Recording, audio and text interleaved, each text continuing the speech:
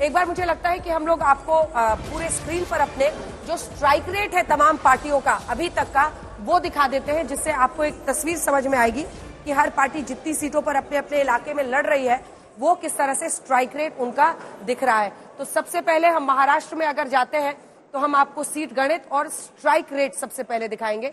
Seat गणित के भी पहले ये देखिए स्ट्राइक रेट पर आते हैं, क्योंकि स्ट्राइक रेट बहुत दिलचस्प है, कौन सी पार्टी कितने सीटों पर लड़ रही है।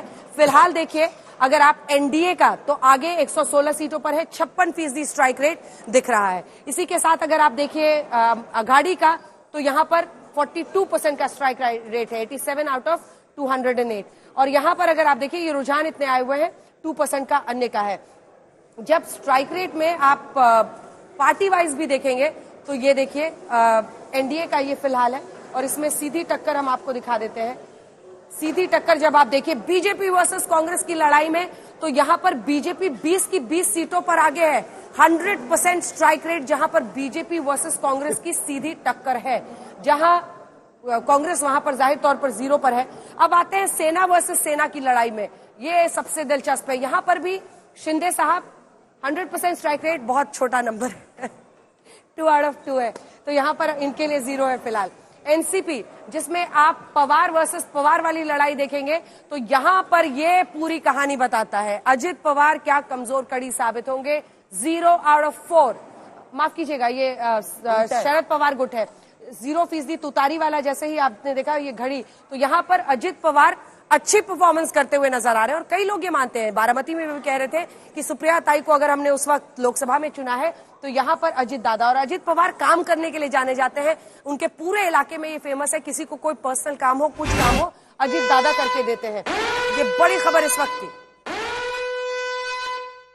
करहल और सीसामऊ से समाजवादी पार्टी इस बीच उपचुनाव में आगे चल रही है, लेकिन अलीगढ़ के में जो खैर सीट पड़ती है उस पे भारतीय जनता पार्टी के उम्मीदवार आगे हैं। करहल सीसामऊ से समाजवादी, और फूलपुर से भी अब समाजवादी पार्टी के कैंडिडेट को बढ़त मिल चुकी है, जिसमें शुरुआती बढ़त दिखा था बीजेपी कैंडिडेट को, लेकिन अब वहां पर पहले राउंड की वोट काउंटिंग पूरी होने के बाद फूलपुर में समाजवादी पार्टी को बढ़त दिख रही है। गाजियाबाद उपचुनाव में भारतीय जनता पार्टी आगे है।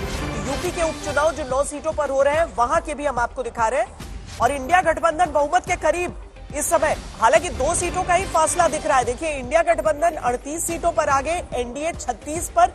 कुल जो आंकड़ा अभी 81 में से 75 का हमारे सामने आ रहा है। जो 41 पहले छुएगा वो सरकार बनाएगा, लेकिन अभी रुझान है, रुझान पलटते भी हैं, बदलते भी हैं। ये जानते हुए हम आपको बता रहे हैं 41 पहले छूना है, जो पहले छू लेगा उसकी सरकार बन जाएगी, लेकिन 121 टिका रहेगा, पलटता नहीं है बाजी। 121 महायुति, 122 महायुति, 84 पर एमवीए है। और कुल मिलाकर जब आप नजर मारते हैं तो झारखंड में मामला ऐसा दिख रहा है कि दोनों ही गठबंधनों ने अच्छी परफॉर्मेंस की है। एनडीए ने इस बार गेन किया है। इस बीच आपको बता दें बृजमोहन श्रीवास्तव अजित पवार गुट के हमारे साथ जुड़ रहे हैं। फिलहाल अजित गुट का स्ट्राइक रेट 100% है। 4 सीट जहां पवार वर्सेस पवार है उसमें वो आगे चल रहे हैं। मैं ये शरद पवार वर्सेस अजित पवार की बात कर रही हूँ बृजमोहन जी, तो वहां से अच्छी खबर आती हुई दिखाई दे रही है। 2 लाइन। ये जो चुनाव है, ये चुनाव राष्ट्रवादी कांग्रेस पार्टी के साथ महायुति के लिए निश्चित रूप से बहुत ही चैलेंजिंग इलेक्शन है, क्योंकि यहाँ पर जिस प्रकार से हमारे विपक्षी के साथियों ने बड़ी खबर आ रही है सर, मैं आपको 1 सेकंड के लिए रोक रही हूँ, क्योंकि अमरावती की चर्चा हो रही थी। नवनीत राणा वहां पर बीजेपी के टिकट पर चुनाव लड़ने के बाद हार गई, लेकिन उनके पति रवि राणा फिलहाल अपनी सीट पर वडनेरा से आगे चल रहे हैं। छोटी सी उनकी पार्टी है, अलग पार्टी वो अपनी चलाते हैं। 2 सीटें उन्हें मिली है, और औरंगाबाद ईस्ट से बीजेपी के अतुल सावे आगे चल रहे हैं, संभाजी नगर, छत्रपति संभाजी नगर होने के बाद। लेकिन वहीं अगर आप देखें तो इम्तियाज जलील जो कि लोकसभा चुनाव भी हार गए, वो औरंगाबाद ईस्ट से पीछे चल रहे हैं। हालांकि जो छत्रपति संभाजी नगर में मुस्लिम बहुल सीटें हैं उनमें से 2 सीटें एआईएमआईएम ने 0 डाउन की थी। उन 2 सीटों पर अगर उनके उम्मीदवार पीछे चल रहे हैं तो ये बहुत कुछ बता रहा है कि इस बार जो मुस्लिम मतदाता है वो भी बहुत सोच समझकर अपने वोट्स को दे रहा है, और उसको वो बांटने के मूड में दिखाई नहीं दे रहा है। यूपी में लेकिन गाजियाबाद उपचुनाव में आप देख रहे हैं बीजेपी आगे चल रही है, यानी संजीव शर्मा वहां पर आगे चल रहे हैं। खैर की सीट बहुत दिलचस्प है, क्योंकि यहाँ पर चारू कैन को पीछे छोड़ते हुए वाल्मीकि समाज से आने वाले सुरेंद्र दिलेर आगे चल रहे हैं। और यहीं पर जाति जो समीकरण होता है वो बहुत दिलचस्प होता है, क्योंकि एससी में भी आप देखेंगे तो जाटव समुदाय को थोड़ा डोमिनेंट माना जाता है।